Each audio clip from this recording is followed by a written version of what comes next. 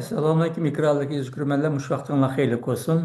Uyğur Tədqiqat İnstitutu'dan həmənlara salam yollayman. Hər həftə institutunun müdiri, şundaq Hacıbek Universitet Ədəbiyyat Fakültesi, tarix bilim o'qituvchisi, doçent doktor Erkin Ekrem müəllim bilan o'tkazib kelayotgan xalqaro vaziyat və kun tərtibi nomli proqramımıza xoş gəldinglər. Müəllim xoş gəldiniz. Hoş bulduk, rahmet. Aziz görürmenler biz bugünkü programımızda bu Xitayninki Tayvan'ni qorshav ostiga ilishni maqsad qilgan bir harbiy manevr to'xtalamiz. Xitoy bu 2025 yili 29 sentabr kuni bugun Tayvanni tamoman qorshavga ilishni maqsad qilgan va hozirgacha qadar eng keng ko'lamli bir harbiy manevrni ilib qolgan. Ajablanarliki bu harbiy manevrning ismi Adalet Vazifesi 2025. Bu harbiy manevr Amerika'nınki Tayvan'ga 11 milyar dolardan artıq bir kural yarak yetişi. Şunakla Japonya baş ministerininki bolğusu bir hücumga karşı Japonya'nın inkaz qaytadığanlığını bildirgəndən keyin elib verişi alayda diqqət qozğaydı. Xitay armiyası uruş paraxodları, ondan keyin tik uçarlar və top oklarından başqa tuncu qıtım insansız yani robotlarını, onunki mikro dronlarını, şundaqla quralliq robot itlarga o'xshash bu alayda yuqori texnikalik qurollarni ishlatib Tayvanninki tashqi dunyo bilan bo'lgan munosabatni uzib tashlaydigandek bir havo atmosfer paydo qildi desak bo'ldi. Tayvan bo'lsa bu ahvolni ayblab o'ziniki armiyasini eng yuqori seviyadagi ogohlantirishga yoki jiddiy paytga tayyorlik qildi. Shunaqla Amerika tərəfindən yasalğan mimaris roket sistemlərini işqə salıb Xitayning bu hərbi hərəkətə qarşı inkaz qaytardı desək bo'ladi.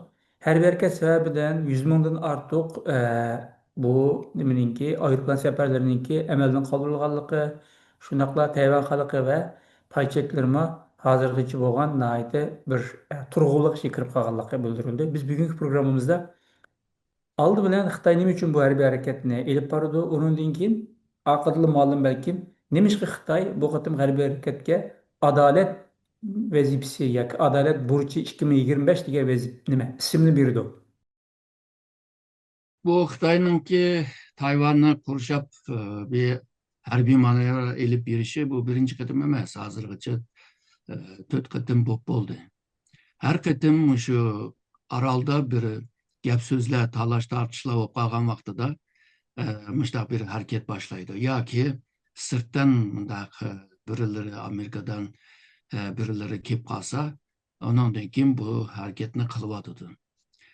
Tabii başlangıçta Tayvanlıklar biraz korktu.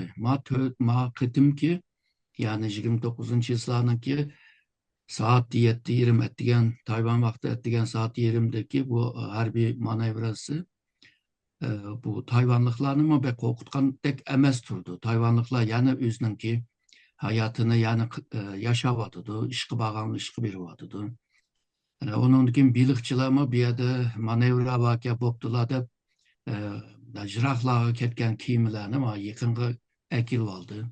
Tayvan'ınki kiyimleri, uruş kiyimleri ve aeroplanları mı uçup Xitay'ın şu Tayvan'a təvə boğan şu sahalarını kırmaysa edip agalandırıp bir-birisiga haber berip bu aeroplanda bilimizlik bir-birisiga haber berdi. Mening chegramga kirib qoldim, darhol chiqib ketdi. Ajdaqlarni qarshi qilib qildi. Bo'libmi bunda vaqtlarda şu paychek bozorimi bunda alt keyni alt üstedek bunda igiz pes bo'lib ketadigan ahvol bor. Bunda ahvol bo'lmadi. Hatta azroq bo'lsa-mu yukselgan bo'ldi. Tayvanning paychek bozorimi. Şunun qarag'an chog'da maqatim Xitoyningki bu harbiy manevra xuddi maqsadiga erishemegandek turdi. Hamda bu Taybeyninki şehir başlığı var. Cang'an degan birisi var. Bu şu Chiang Kai-shek ailesininki nevirleri oldu. Bu Bu tiki bir gün evvel Şanghay'da, Taipei, Şanghay iki şehir sohbeti deydiğen jığınğa katmışıp da kaytıp gelgendin kinla ertesi günü bu manevra başladı. Yani demek Xitay'ın ki Tayvanlıkla kançılık Xitay'a yakınlaşış boğusuma bu netice alamaydı kendinden. E, tabii bir şekilde Tayvan'ın gomindancılar yani bu bütün günahlarını hazırki Tayvan'ın prezidenti Lei Ching-te'ye atıp koydu hem de. Çünkü aşı müstakil bulup hem de Xitay'nınki kızıl sızıkka basım hem de avar kılıvadıdı dep. Şununla bu qadimki manevra bir açığı kelipla derhal kılgandek ma körünüvadıdı. Yani bir işini kılgan çağda aldı keynini hemmini oylap kandak maksatga erişmen degenlerini oylap kılış doğru keldi. Maqatim burunqı qarğan çağda bek nime bir netice alamgandek turdu hem de köründü aşında. Valla bu kızıkarlık yani Xitayla devamlı bir iş kılsa, bir siyaset yürütse, bular mı biz Uygurlarga karta. Bunun ismini çıraylık kıldı. Mesela namrazlıktan kurtulduruş, Uygurlarını medenileştiriş, Uygurlarını kesip cihetini terbiyeleş degandek çıraylık güzel isimlerden paylaşıp bizimki hakiki siyasetini elip var demdi. Okşaşa bu kıtımda Xitay armiyası Tayvan'a yoki Tayvan tarafida harbiy manevr o'tkazgan vaqtida adalet vazifasi 2025 degan ismini qo'ydi. Adalet degan hamda. Demiş adalet degan ismini qo'ydi. Hazır mısınız belgen misallara okşaş özününki ilip bağan şu harbiy faaliyetinin haklık bolganlığını közetmekçi. Hem de hemmemiz bilimiz her hareketini mundaqılık çıraylık süpetlerini işlesile doğru buludu dep görünmeydi. Tayvan meselesi yalnızla bu Xitay ve Tayvan arasındaki bir mesele emez. Tayvan meselesi Irak'ta desek Amerika'nı alakadar kılıdı. Yakını desek şu Asya Tinç Okyanus devletlerine alakadar kılıdı. Şununla bu Xitay'ın ki bu xil e, süpet işiltiş özünün haklı çıkırış degen bir hareket başka devletlerinin ki eninde ya ki düşüncesi de e, bu karşılığı yani e, haklama işiniş lazım ama hakla işenmeyevadıdı.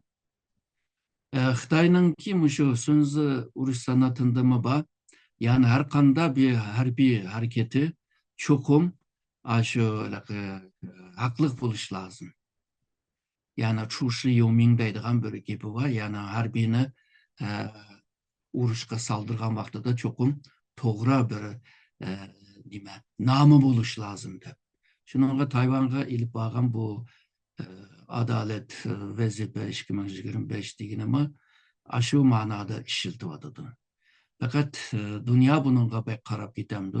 Misalga dünyanın ki bugünkü 29. yısladaki halkara nimege karsa Xitay yanımında korşup aldı. Yanımında Tayvan'ı korkutuşka tırıştı.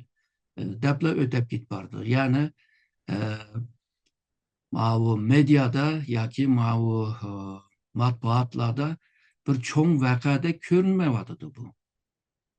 Demek ki halkara cemiyet mi bu meselege pek mi çonkur karab ketgeni veya ciddi karganlığımı emesemdi. Bu meyli Xitay kanında süpet işlesin bir devlet yani bir devletke karşı bir can aşkanlığını ne bunda bir düşün meyli bazıları bunda düşünmüş mü? Nurgun adam işte düşündü. Bir devlet bir devletke karşı çıktı de. Hazırki Xitay hakimiyeti deydi bu Tayvan ezeldenle bizninki deydi. Ezelden senin buluşun mümkün ama bundan evvel Mançurlarla gitti. Mançurlar bu 1895'teki Japonya Mançur uruşu da Mançurlar futur etti. Futur etkenliğin tölen buluş lazım, tazminat ödeş lazım.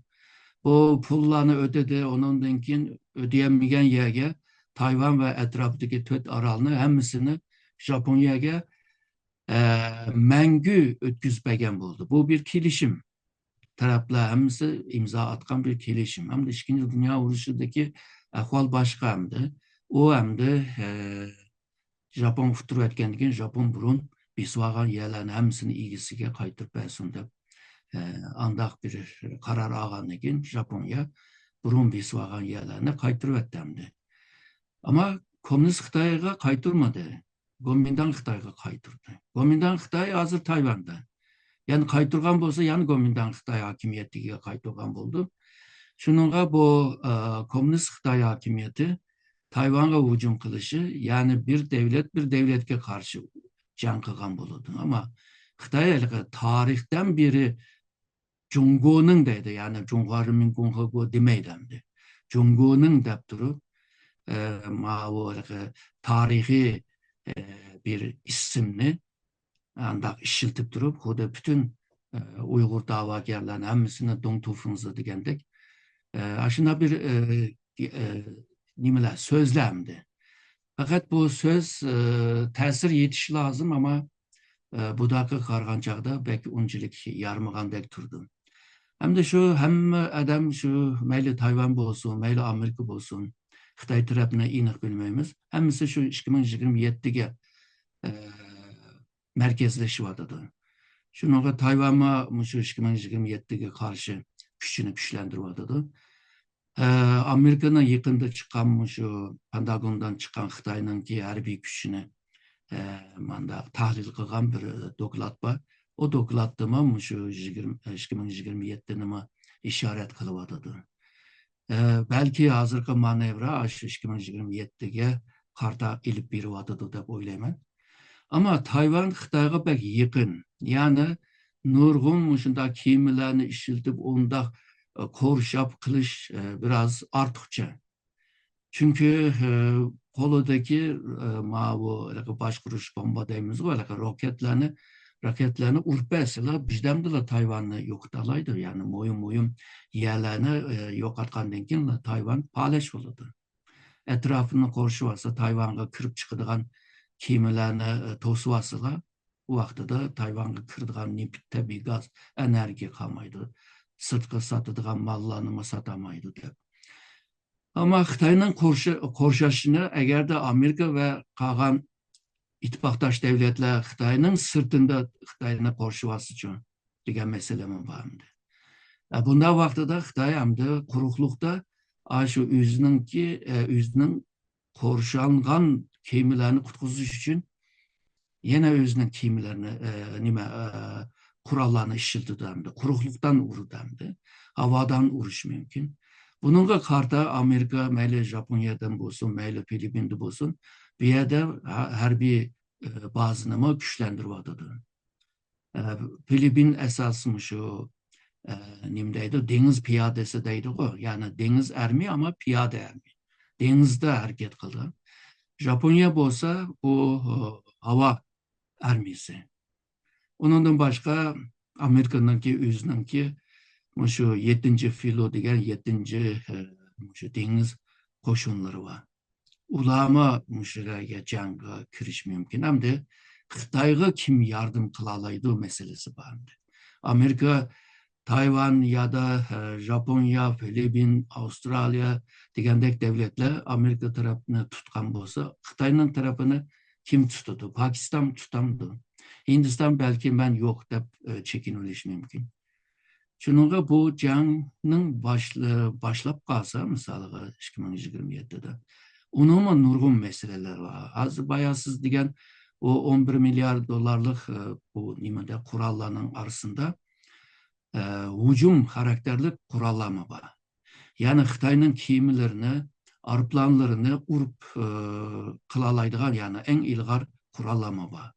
Bunu Amerika'nın ki Tayvan'a kural setiş prensibi yalğızla mutabiye karakterlik kurallar. Hazır hücum karakterlik kurallarımız setişke kelişti de setilmedi. Bu 11 milyarını bugün tölep adila alalaydıgan nerse emas, bir neçe yıl gidiyordu. Hem de bunda kurallarını işiltiş için Tayvan askerlerini terbileş lazım. Tayvan Amerika'nın ki harbi mütehassısla Tayvan'a geliş lazım. Tayvan'ın ki bu harbi mutaxassislar Amerikaga berish lazım. Bir neçe yıl ketidi bunun ama Xitoy bununla narazı. Yani bu hücum karakterlik kurallarını sitishi bu şu Tayvan'ın müstakillığını qo'llash deb tushunib olg'achqa hozir aldirab-saldirabla 29-yillarni at deganda 7-20'dala başlagan gap buni. Burun başladık deydi, qancha kun devam qildi deganimi tepamigashga bir kun o'tapla jimla bo'lib qolgan ahvolim bor. Bu da ama shunaqa o'xshaydigan bir ahvolim bor. Shunga bu harbiy mutaxassislar buni texmi yaxshi bildi Xitoy bu manevraningki maqsadining erishib erishmaganligini texmi deydi. Bizdek bu xalqaro munosabat bu tahlil qildiganlar shu ko'ringan qismini deyalaymiz-da, a'lo texmi cho'nqur yerlardagi, yoshirin yerlardagini bu ko'ralaydi. Yig'ib kelganda bu Xitoy Tayvanning ilishininki bir aldirashchiligining borlig'ini bu yerda ko'rgil bo'ldi. Hamda yana bir jihatdan qarasak, misoliga Tayvanni ilish uchun boya degandek nurg'un davlatlarga taqobil turishing lozim. Shuningga seninki texmi kuchli bir qurol kuchi bo'lish bilan birlikda harbiyning sifatimi bo'lish lozim. Ama hammamiz bilimiz bu kural kuchlik başka bir mesele. Kurallarni nayda sistematik işiltalaydigan şu sistemin içinde işiltalaydigan ve bunu netice iliş için bunu işiltalaydigan kabiliyet mi buluş lazım. Hazır mına Xi Jinping bir askerine ekildi, general kıldı, ertesi şununla ip taşlaydı. Yani birisini ekildi, yani birisini taşlaydı. Aşda kılıvalıdı. Bunda bo'lgan vaqtida harbiyninki kabiliyet gücünü mü aslında acizlaştırvadıdı. Demek ki yalğızlar kural gücü bile Tayvan'ı korkutuşka ve Amerika'nı agalandırışka tırışıvatkan bir xil manevraga o'xshavadı. 2027'de bu Xitoy harbiyninki qurilganining 100 yılı bo'ldi. Xitoy armiyasi mushu yani Komünist Xitoy armiyaları quruqluq armiyasi kuchlikdi, havo armiyasi ajizdi, dengiz armiyasi texmi nachardi. Tayvan'ı alamadı. Yani Xitoy qit'ani aldı, Beijing'de hakimiyetini ilan kıldı ama Tayvan'a hücum kıldığı vaqtida Tayvan'daki deniz ve hava armiya kuchiga taqobil turamadı. 49'da. Angacha bu Kore urushi boshlab ketib, shuningla Xitoy shu Koreyaga asosan yo'nalish bo'ldi.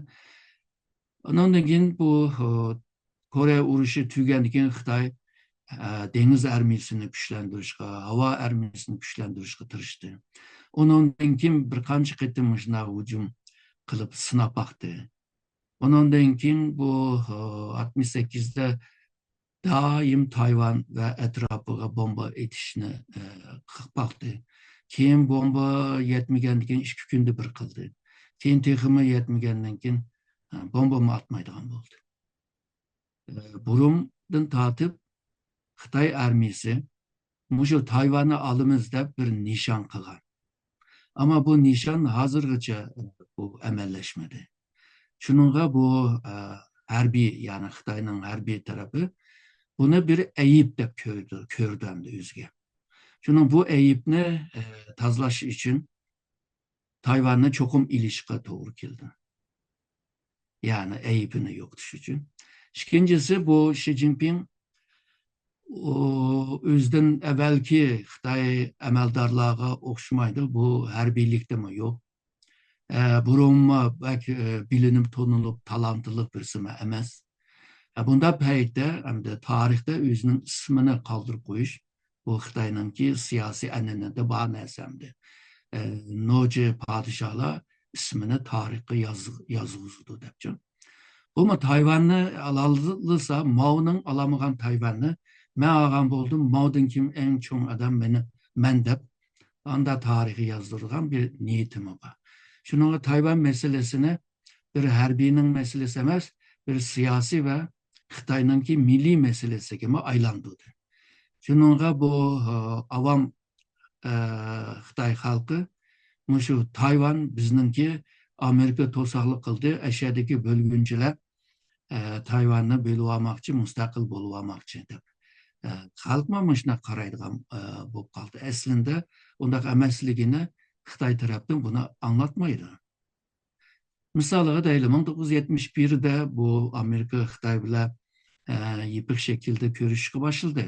Henry Kissinger Xitoyga bordi, Mao bilan Zhonglaylar bilan ko'rishdi. Nurg'un masalalarni hal qilib bo'lgandan keyin tema hamda shu Tayvan masalasiga keldi. Tayvan masalasiga kelgan chog'da bu gapni nima teshidi u? Henry Kissinger teshidi. Ammo Mao deydiki, Tayvanni qo'yib qo'yaylik. Keyin 100 yildan keyin hal bo'lsin mayli degan. Hamda Xitoychada bilimiz 100 yil degan gap aniqla 99'dan keyingi 100 emas.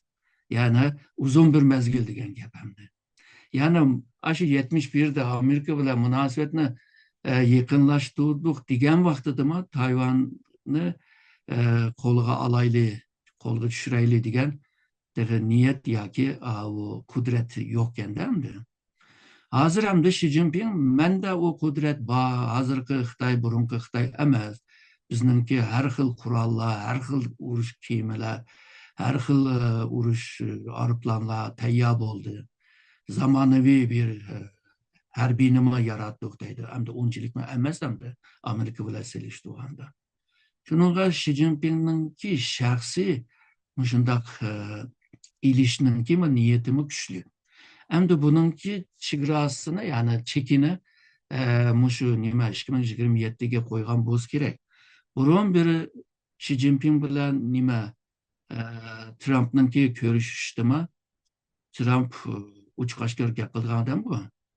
Shu 2027'da Tayvanga hujum qilamsa, qilmamsa desa, unda bir ish yo'q deb javob bergan. Hamda Xitoyninki javobiga ishonmakmi, o'mi bir ahmoqlik hamda. Xitoy tarix bo'yicha xalqlarni aldab, saldab kelgan, siz boya degandek, ya'ni adolat uchun ketbarmiz u Tayvanga debchi. Adolat bo'lgan bo'lsa, Tayvan Tongbo deydi-ku, Tayvan qarindoshlar. Ya'ni bir qo'saqdan chiqqan qarindoshlar degan gap hamda, Tongbo degan gap hamda. Hamda qarindosh bo'lsa, nimada bularni urushga solsa o zaman? 45-yildan 49-yilgacha Kuomintangchi bilan Gongsanangchilar arasında jang bo'ldi, bu ichki urush bo'ldi. Bu yerda 7-8 milyon adam o'ldi. Onlar Tongbo emasmi, onlar qarindosh emasmi? Shuningga bu Xitoyning gibiga ishonmakmi, bakmi to'g'ri bir tushuncha emas hamda. Tayvanliklar zaten o'xshash bir medeniyeti bo'lg'ashqa Xitoyni tushunib ketadi. Menimcha Amerikaning mutaxassislari buni tushunadi va buning tayyorligini qilyotidi deb o'ylayman. Ancha-muncha biz matbuotlarda ko'ryapmiz. Amerika shu hozirgi sun'iy bu aql bilan kompyuter, dijital sistem bilan ikki davlat urushib qolsa, kim ustudi, kim yengildi debchi. Ashnima jiq qilyotidi. Bu Pentagonda qilyotidi. Amerikaningki ba'zi shu aql ambarimi buni qilyotidi. Hozirgi paytda shu Xitoyning yengilishning ehtimoli bor deganlarmi bor. Amerika Xitoyni aranla yengib oldigan natijani berganlarmi bor. Ama bununki nima qiymati meyada, yani bunu shu o'yinni qilib turib, ikki tarafninki jang qilishni shu o'yin shaklida qilib turib, kamchilik yerini to'liqlaydi. Shuningga bu da Amerika kelar yilninki shu harbiy hamchotini o'stirdi. Va Pentagonda nurg'un islohotlarni ilib beryotdi va yangi qurollarni yaratish va Asiya Tinch okeanida Xitoyni yengish uchun planlarni hozirdan boshlablar nima qurib chiqishga boshladi. Hamda Xitoyni shu yadro qurol jihatda cheklama meselesini mi sözlü şeyle de Xitayga mı bisim işiltiyordu. Xitay'a yakınlaşmayadı. Yani jığıp kelgen çağda bu 2027'de Amerika mı bununla tayarlık kılıvadı desek oldu. Tayvan tarafta mı bunun tayarlığı var. Misalga 28. yısla Tayvan'ın ki prezidenti Lei Ching-de'nin bir kanalda TV kanalda bir gapni degan. Yani Xitoy hozirgacha Tayvan alamag'an bo'lsa, kuchi yetmagan gap, qudrat yetmagan gap. Nima uchun? Chunki bizningki ba'zi qurollarimiz bo'lg'ashqa, Tayvan xalqininki irodasi bo'lg'ashqa. Agarda biz davomli o'zimizni shunday kuchlantirsak, Xitoy bizni yengolmaydi deydi. Ya'ni demakki 11,1 milyar dolarlık bu kural setişinki pulu bikaga koyulgan emas. Yani bunu şu 2027'ge karta Tayvan'ınki kural güçünü güçlendiriş ve Xitay'ınki navadı Tayvan'a hücum kılışının aldığını iliş ve Xitay'ınki bunda bir harbi hareketini çekindiriş için Tayvan mı tırışvadıdı bununla? Yalğızla bula emas. Misalga Janub Korema şu Amerika'dan küçükletken atom bomba güçünü mü Amerika'nın kontrol astıda Janub Kore'ye mi yerleştiriyordu. Ertesi okşaş talepni Japonya mı kılışı mümkün. Eğer de peyitler ciddileşip gitse, atmosferlama ciddileşip gitse, belki Tayvan mı onu isteş mümkün. Tayvan 1968'de yadro kural yasaş, mahfi yasaş başlayan Amerika onu çeklip etken yani bilsin bile.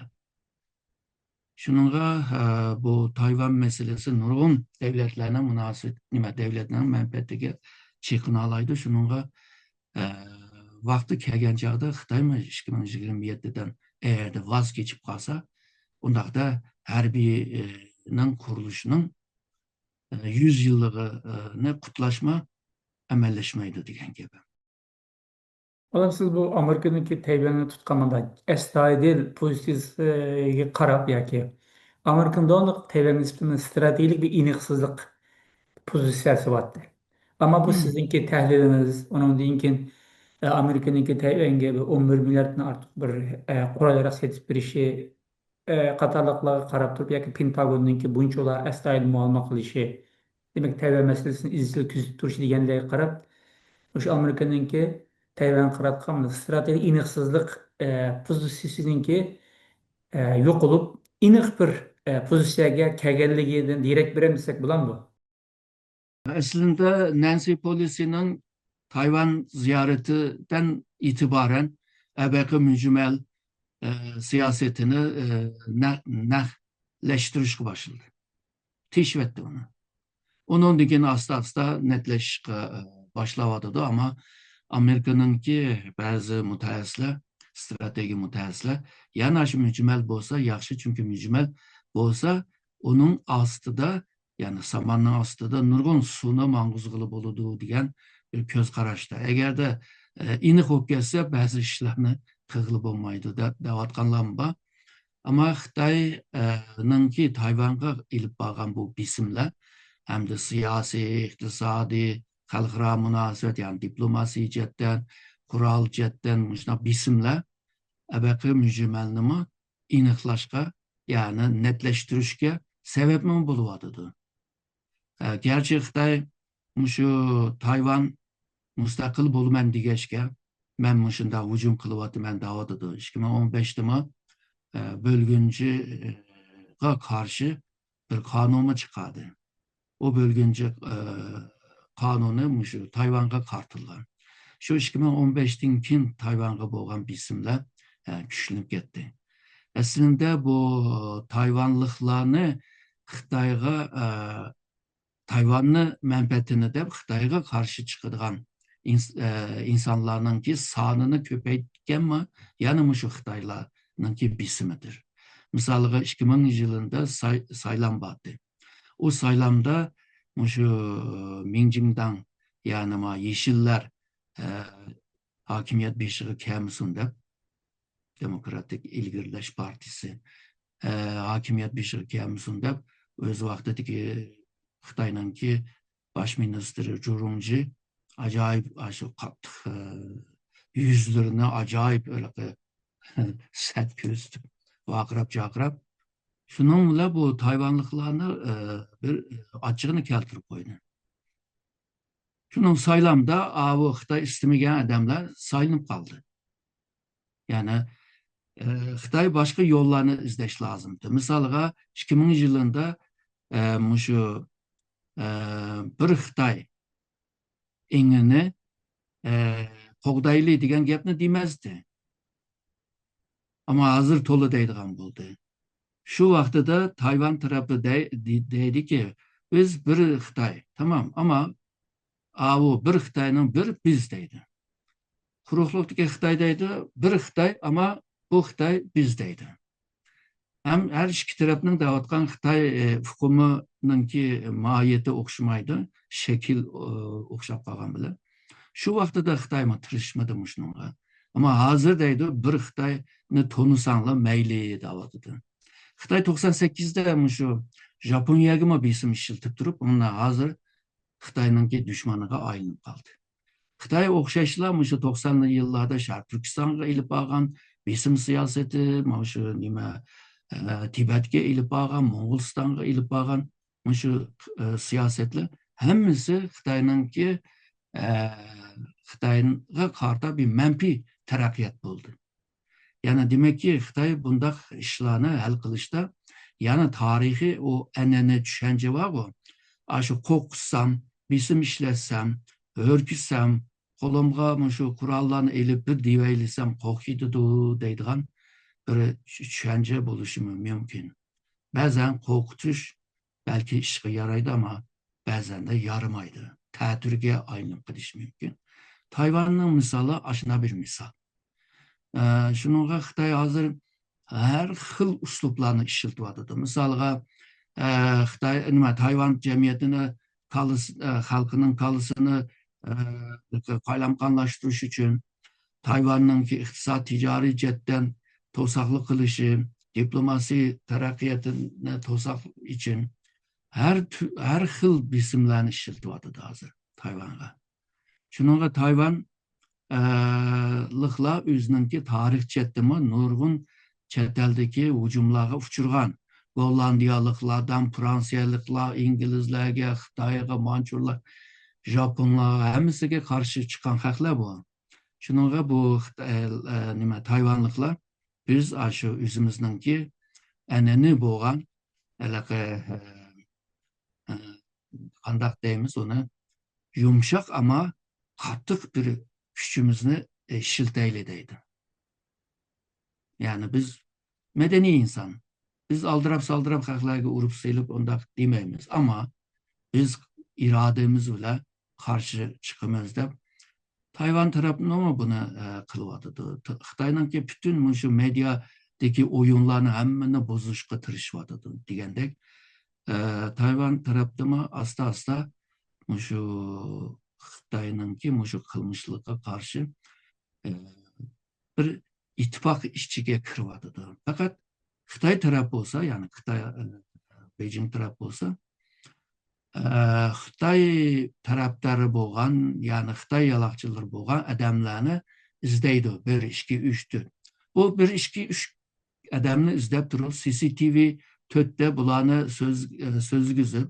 O da bütün Tayvanlıklar şunda Xitay'ına yaklaydı, tepki istiyordu. Ama Tayvan cemiyeti gibi basan bundaq emersen. İşte malum Japonya'nın inkası onun için bu kadar garibi maneverde bu robot işlerini işletilişi degендek bunu sormakçıydım ama vakt yetmedikken ama tötmet vaktimizde şu soğanı sormakçıyım. Ben biraz burun sizine dikkatim tattıkan bir gapim dediniz. Yani bu şu yani Tayvan'daki bazı Tayvanlıklar bu şu Milliyetçi Parti, yani hükümet bu şu Xitayga qattiq inkasdan qaytılmagan bolsa, jim turgan bolsa, Xitayning achchig'ini keltirmagan bolsa, Xitoy buncha ezberlab ketmaydi degan gapni qildingiz. O'xshashlar bizning aramizda. Shu da'vogarlar deylik, tirnoq ichida deyapman. Bu Şərq Türkistançılar tırnak içi devatimi. Şu Xitayga karşı bir namayişni kılmagan bolsa, dava kılmagan bolsa yoki Xitayga karşı her sahada meyli ilmi sahada olmuşsun, meyli siyasi sahada olmuşsun, meyli ictimai sahada olmuşsun, medeniyet sahada olmuşsun. Şu Xitayga karşı bir işlerini kılmagan bolsa yoki tırnak içi degende küreşini kılmagan bolsa Xitaylarninki mundaq siyaseti buncha erjek etmeydi deydigan ko'z qarashlar umumlashgan, hatto cho'nqur yildiz tortgan diyeleymi. Çünkü siz bunu texim yaxshi his qila olasiz. Bizim küsümüz muşunda bir neticeye ep bardı bizni mecbur etti. Xuddi bir o'xshashlik borda ko'rdim men. Demak, bir qism odamda o'ylab qolgan holatki, sababni ishkiliyatni arib izlamay. Çünkü acizi insanların ko'p qismi vaqti psixikasi shu.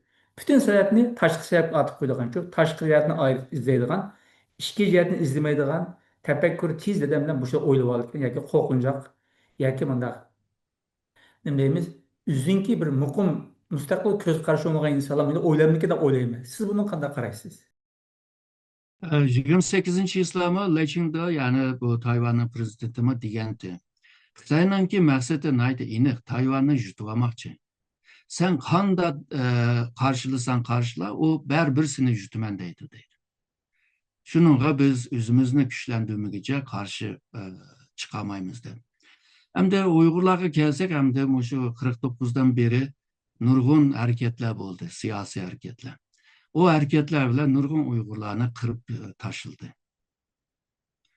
Bundan tarihten tecrübe savak iliş lazım. Gomindan'ın vakti da ya ki şu Şinsay'nın ki şu yansın şıngıcı boğan vakitlardaki siyasetini bir oylap baksın.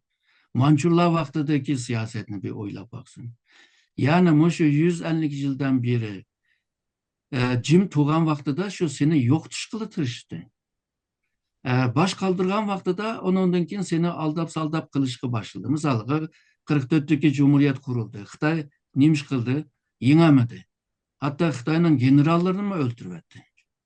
Yani Xitay hayran kaldı yani bu tahtın düşken adamlar bizimki muntazım Ermeni'ninki generallarını mı tutup alalaydık, öldürelaydık edip. Ama müzakere kılışkı tırıştı.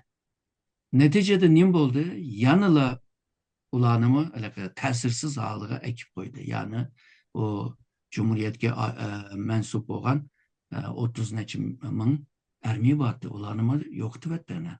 Siyasi ulanımı yoktu vetlerine. Berberi yoktu da seni. Çünkü bronko programda mı çıktıydı? Xitay'ın ki maksatı toprak ne ilviliş. Toprak üstünde yaşayanlarına hemen yoktur. Yani mışınçılık ini. Eğer de bu tarihten tecrübe savak almışsak, bu vakti da bir işimizde gün düşken çağda cık adamlar yardım kılamaydı. Çünkü sen aşında oylap sedeydi şu. Şu vaqtda geldi bir 10 yıl burun yani neçə yıl burun dahi beşimizi kemigen gün kalmadı hem. Demek şoğunun siz devamlı tek tefekkürle an işletmesek insan da bu. Allah'ın da yaratkan tefekkür Şu. an babizlik işletmesek xudu ilaqe aklını işletmesek payda çalıp çıkıp kalgan oxşaş. An olan tefekkürünü işletmesek şurada oylap ketiverimiz ama ziyan tatkan yerine biz bulunuz demekçi yani. Ezi kürmenler biz bugün programı nişada ahırlaştırışqa mecbur vaqtını söz bilen. Muallim siz köp rahmet. Mənim rəhmət etmə.